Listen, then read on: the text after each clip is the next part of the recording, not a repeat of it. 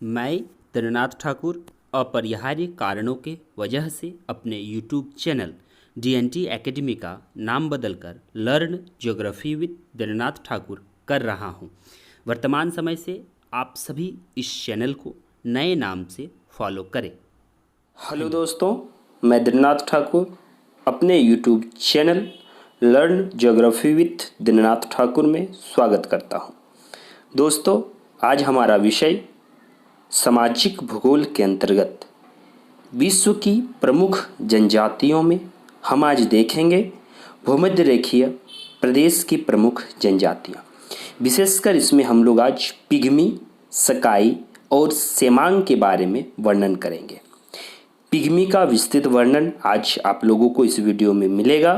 उसके उपरांत सेमांग और सकाई का भी वर्णन प्राप्त होंगे। तो दोस्तों, यदि आप हमारे चैनल में नए हैं, पहली बार हैं, तो हमारे चैनल को सब्सक्राइब करें, लाइक करें, शेयर करें, साथ ही साथ बेल आइकन को दबा दें, जिससे सबसे पहले नोटिफिकेशन आप तक पहुँचे। तो चलिए शुरू करते हैं भूमध्य रेखीय प्रदेश की प्रमुख जनजाति पिग्मी के बारे में। पिग्मी के संदर्भ में भौगोलिक काव्यांजलि में काफ़ी महत्वपूर्ण कथन है, जिसमें हम लोग देखते हैं कि विषुवतरेखी अफ्रीकी वन में बोने पाए जाते हैं। छोटे कद की आँखें तक यह पिग्मी कहलाते हैं। यह लोग औसतन 1.5 मीटर ऊंचाई वाले हैं। निग्रिटो जाति वाले इनके भी केस अधिक घुंघराले हैं। यह कांगो बेसिन वन में उच्च स्तर भूमि पर रहते हैं। जीवन यापन के लिए जंतुओं का शिकार करते हैं। मांस जंगली कंदमूल से यह भूख मिटाते हैं, इसलिए आखेट कार्य में अधिक दक्ष बन जाते हैं।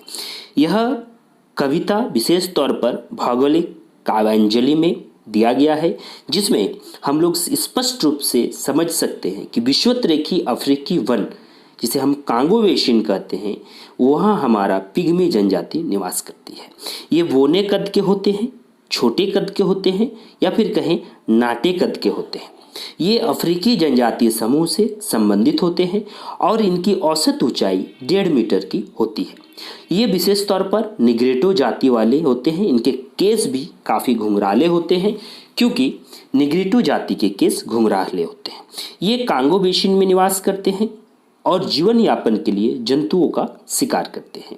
ये मांस और जंगली कंदमूल से भूख मिटाते हैं, इसीलिए इसको हम लोग अधिकांशतः मानते हैं कि जो पिग्मी जाति होती है वो आखेट कार्य में संलग्न होते हैं। तो इस कविता के माध्यम से हम लोग को स्पष्ट हो चुका है कि पिग्मी जनजाति का जो निवास क्षेत्र है, और फिर हम कहें कि पिग्मी जनजाति जो हमारा है वो स्पष्ट रूप से कहीं ना कहीं हमें ऐसी जनजाति की ओर ध्यान आकर्षण करता है जो निग्रिटो से संबंधित होता है। तो इस मैप के माध्यम से हम लोग देखते हैं कि हमारा ये संपूर्ण जो हिस्सा है बॉर्डर इलाका का है, ये अफ्रीका का मध्यवर्ती भाग है। विशेष रूप से उत्तर में हम लोग नाइजीरिया, चाड, सूडान, इथोपिया, केनिया, बगल में विक्टोरिया झील, तंजानिया, टेगनाकी झील, कांगो पीपल्स रिपब्लिक, कांगो नदी भी यहाँ पर है। इसके साथ साथ आपको सबसे आश्चर्य की बात यह होगा कि ये इतुरी नदी के तट पर, ठीक है, कांगो नदी के अलावे इसी के आसपास आपका जो है एक नदी पाई जाती है, जिसको हम लोग लोकल भाषा में अफ्रीका में इतुरी नदी कहा जाता है। विशेषकर इसके पूर्वी भाग में टेगनिका झील के आसपास। तो इतुरी नदी के पूर्वी तटीय क्षेत्र में कांगो बेसिन के पूर्वी भाग में ये निवास करते हैं। और ये संपूर्ण जो आपका क्षेत्र है ये आपका पिग्मी का क्षेत्र है। ये विशेष तौर पर हम कहेंगे कि 3 डिग्री, आप समझ सकते हैं कि 3 डिग्री हमारा नॉर्थ अफ्रीका और 3 डिग्री जो है साउथ अफ्रीका में ये निवास क्षेत्र है। विशेषकर अक्षांशीय कटिबंध में ये निवास करते हैं। पिग्मी जो है अनेक समूहों में कम संख्या में है, लेकिन कुछ मात्रा में आपका गेबान से लेकर युगांडा तक, ध्यान दीजिए, गेबान से लेकर युगांडा तक ये फैले हुए हैं और शारीरिक लक्षण लगभग पिग्मी के समान ही मानी जाती है। तो इनके मानचित्र के आधार पर हम कह सकते हैं कि पिग्मी का निवास क्षेत्र भूमध्य रेखा से 3 डिग्री उत्तरी अक्षांश और 3 डिग्री दक्षिण अक्षांश के मध्य स्थित वनों में बिखरे हुए हैं। इनका मुख्य निवास स्थान कांगो बेसिन के पूर्वी भाग में इटूरी नदी तटीय क्षेत्र में है। अनेक पिग्मी समूह जो संख्या में कम हैं, पश्चिमी गैबन से लेकर पूर्व युगांडा तक ये फैले हुए हैं, लेकिन विशेष तौर पर ये वर्षा युक्त प्रचुर वर्षा वाले पिग्मी वन में ही निवास करते हैं, जहाँ की जलवायु उष्णार्द्र है। साथ ही साथ भूमध्य रेखा के निकट स्थित होने के कारण यहाँ वर्षा जो होता है ये विशेष तौर पर 25 डिग्री से 30 डिग्री सेल्सियस तक इसकी तापमान होती है, और वर्षा जो है यहाँ पर 200 से 250 सेंटीमीटर तक होती है। क्यों? क्योंकि ये विषुवत-रेखीय बेल्ट है, और वर्षा का जो वार्षिक तापांतर की जो हम बात करते हैं वो 3 डिग्री का तापांतर पाई जाती है।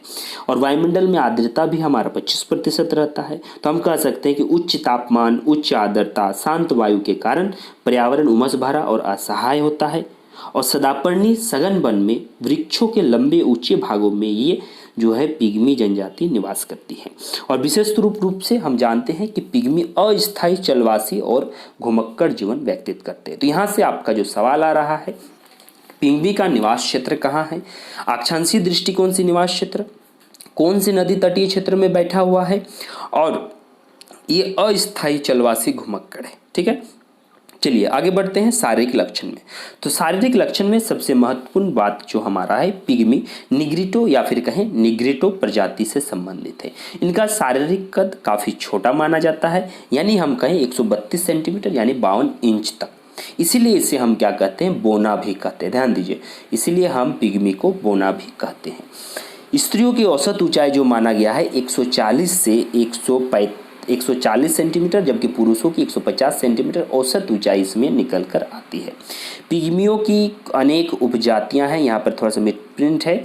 अनेक उपजातियां हैं जिसमें हम लोग बात करते हैं माबूती, तवा, बिंगा, गसेरा, ये 4 मुख्य उपजातियां हैं। तो यहाँ से भी प्रश्न बनने की संभावना है कि पिग्मी की 4 मुख्य उपजाति माबूती, तवा, बिंगा और गसेरा, इनका भी कद काफ़ी नाटा होता है, बाल छल्लेदार वली होता है, रंग काला होता है, नाक चौड़ी और चपटी होती है, होठ मोटे होते हैं तथा बाहर की ओर निकला होता है। साथ ही साथ निग्रिटो प्रजाति के नाटी लोगों को हम क्या करते हैं, नाटी लोगों को निग्रिलो भी कहते हैं। ध्यान दीजिए, निग्रिटो प्रजाति के नाटी लोगों को हम लोग क्या कहते हैं, निग्रिलो कहते हैं। और अफ्रीकी निग्रिलो सर्वाधिक छोटे कद के होते हैं। ध्यान दीजिए, अफ्रीकी निग्रिलो जिसे हम पिग्मी कहते हैं, ये सर्वाधिक छोटे कद के होते हैं, जिनकी औसत ऊंचाई 150 सेंटीमीटर तक पाई जाती है। हंटिंग यानी कि आखेट की यदि हम चर्चा करें तो आखेट में इनका जीवन यापन मुख्य आधार माना जाता है आखेट का, और ये कुशल शिकारी होते हैं, जंगलों में हमेशा भ्रमण करते हैं, और पिग्मी पशु पक्षियों का भी शिकार करते हैं और मांस प्राप्त करते हैं। साथ ही जंगलों से ये क्या करते हैं, कंदमूल, फल, शहद आदि भी जो है ये इकट्ठा करते हैं और अपने भोजन का आधार बनाते हैं।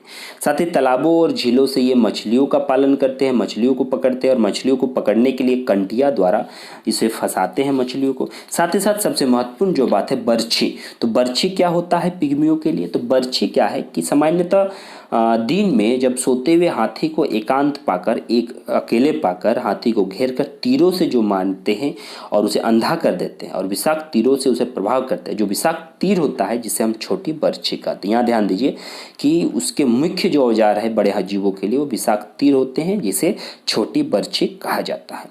भोजन या फिर खाद्य में अगर बात करें हम पिग्मियों की, तो खाद्य में आखेट से ये पशु पक्षी का मांस प्राप्त करते हैं, जंगल से कंदमूल और आप मछलियों को ये प्राप्त करते हैं, उसी के आधार पर ये अपने खाद्य का संग्रहण करते हैं। साथ ही साथ ये दीमक, चींटी और लार्वा का शहद को भी प्रयोग में लाते हैं। ये मांस को भूनकर और कच्चा दोनों प्रकार से खाते हैं। तो ये ध्यान दीजिए कि ज़्यादातर जो जानदार जातियाँ होती है कच्चे मांस से खाती है, लेकिन पिग्मी एकमात्र ऐसी है जो भूंजकर और फिर भूनकर और उसको कच्चा भी खाती है। लेकिन पशुओं का रक्त, ध्यान दीजिए कि पिग्मियों का मुख्य भोजन जो होता है पशुओं का रक्त होता है। ठीक है, इसको काफ़ी इंपॉर्टेंट पॉइंट है, इसे नोट डाउन कर ले कि पिग्मियों का मुख्य भोजन जो होता है पशुओं का रक्त होता है पेय पदार्थ के रूप में। और हाथी जैसे बड़े शिकार करके ये अपनी भरपेट भोजन की आवश्यकताओं को पूरा करते हैं। ठीक है, और एक बार में छोटे कद वाले पिग्मी 50 से 60 केले तक खा जाते हैं। साथ ही साथ ये जो होते हैं फलों में केला इनका प्रिय भोज्य पदार्थ है, तो इसको भी आप ध्यान दीजिए कि फलों में केला इनका भोज्य पदार्थ है। और वस्तु विनिमय की प्रणाली को भी ये काफ़ी मात्रा में करते हैं। तो एकमात्र ऐसी जनजातियां हैं जिसमें वस्तु विनिमय प्रथा काफ़ी मात्रा में देखने को मिलता है। वस्त्र की बात करें तो ये विशेष तौर पर वृक्षों की छाल, पशुओं की खाल, पत्तों को कमर के चारों ओर लपेट कर रहते हैं और स्त्री पुरुष दोनों के बीजों को करधनी और पत्तियों में ये आभूषण के तौर पे काम करते हैं। साथ ही साथ अगर हम बात करें तो स्त्रियां विशेष तौर पर और पुरुष भी विशेष तौर पर वृक्ष के सहारे ही जीते हैं और इनका जंगली जीवन आश्रित है, ये अस्थायी है, इसलिए वृक्षों पर ही संपूर्ण क्रियाकलाप इनका निर्भर है। उसके बाद हम बात करते हैं उपकरण की, जिसमें वो अपनी शिकार करते हैं और फिर कहे कि अन्य कार्य को आगे बढ़ाते हैं। तो ये अस्थायी निवासी नहीं होने के कारण विशेष तौर पर ये बांस के फलक का और औजार बनाते हैं जो काफ़ी नुकीला होता है और शिकार के लिए, भूमि खोदने के लिए बांस के बंसिया के बैठे का ही इन्होंने ये प्रयोग करते हैं और उसी का ये प्रयोग करते हैं। पानी भरने के लिए बांस की तुम्बी का प्रयोग करते हैं। बांस की तुम्बी कहने का मतलब है कि ये आपका जो गोल बांस होता है, पूरा गोलाकार बांस होता है, उसका हाफ पार्ट जो होता है वो आपका बांस का तुम्बी कहलाता है। ठीक है, तो बांस का तुम्बी आपका उसी में ये पानी भरने के लिए करते हैं। अगर निवास गृह की बात करें यानी कि झोपड़ी की बात करें, यहाँ पर थोड़ा मिसप्रिंट है, निवास गृह या झोपड़ी, हट जिसे हम कहते हैं। तो काफ़ी महत्वपूर्ण बात और महत्वपूर्ण प्रश्न यहाँ पर निकल कर आते हैं कि इनकी झोपड़ी का जो व्यास होता है मात्र 2 मीटर लंबा और 1.5 मीटर ऊंचाई वाला होता है। प्रवेश द्वार भी काफ़ी छोटा 50 सेंटीमीटर का होता है, लेकिन इनका आकार अर्धवृत्ताकार होता है। लेकिन ध्यान रहे ये पेड़ों के ऊपर ही बनाते हैं, मचान टाइप का होता है इसमें। और ये क्यों? क्योंकि ये अस्थायी होते हैं, जंगलों में रहते हैं, तो जीवों का खतरा बना रहता है, इसीलिए ये पेड़ के ऊपर पर ही बनाते हैं। और सामान्य तौर पर यदि हम बात करें सामाजिक संगठन की, जो काफ़ी महत्वपूर्ण बात होती है हर एक जनजातियों की, जिससे प्रश्न भी पूछा जाता है, तो ये नित्य प्रेमी होते हैं और एकल विवाह और बहुविवाह दोनों प्रचलन, इसको आप लोग पॉइंट नोट डाउन कर लें। एकल विवाह और बहुविवाह की प्रथा है, इसमें जादू टोने की भी अधिकता पाई जाती है। जादू टोने की कहने का मतलब है कि अत्यंत पिछड़ेपन के कारण इसमें जन्म और मृत्यु का जो अति उच्च या कम होना जो है, ये मानते हैं कि देवी प्रकोप या जादू टोना का परिणाम है।